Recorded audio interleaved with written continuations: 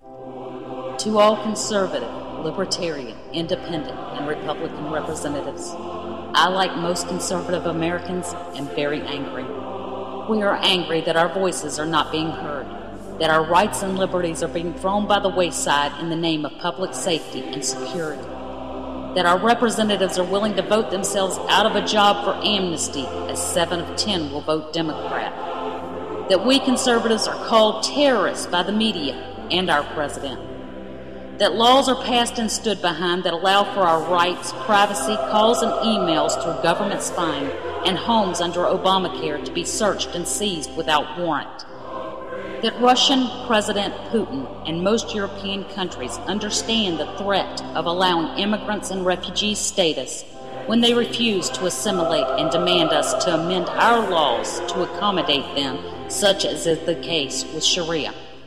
It is unfortunate that you in D.C. have lost sight of the fact that America is the last vestige of freedom in the world, that while we promote our way of life in other nations, we destroy our own, that we are the only nation that has the ability to defend itself with a trained military and a citizen army, and that this has kept us safe in the past and can continue to do so.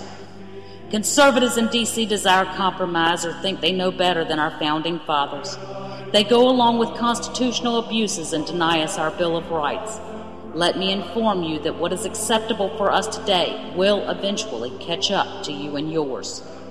How long will it be before you or your family are detained for your conservative views? Because you're terrorists. How long before your home is searched? Oh, that's right. Obamacare is good for us, not so good for those in D.C. and unions.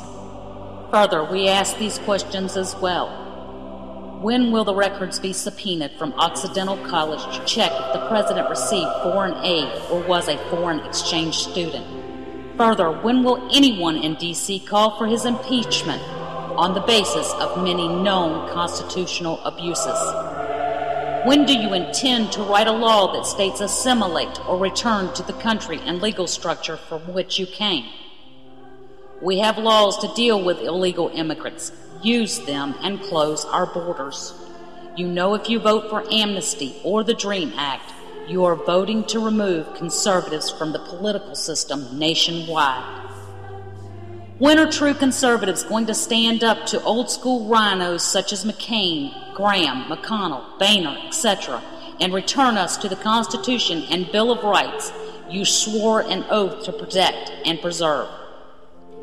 When our nation is in financial crisis, why would the House, who holds the purse strings, not close the checkbook? Stop supporting other nations. Stop the checks to charities and non-essentials, and do not allow for funding for Obamacare. Explain to the nation why we have a government estimated 7.5% unemployment, an actual of 16 to 18%, and 30% in black communities. When are you in D.C. going to put a stop to the czars and executive orders that continuously have allowed presidents to circumvent the legal and constitutional process? We did not elect you to support a police state or to shred our Constitution in the name of safety.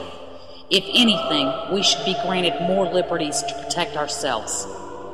We conservatives are fearful, as we are being called terrorists by the media, and the president states we act like terrorists. You in D.C. need to take back control of who determines to initiate martial law. The president does not need the power to enact martial law that lasts for more than 7 days without the confirmation to continue from Congress, ever.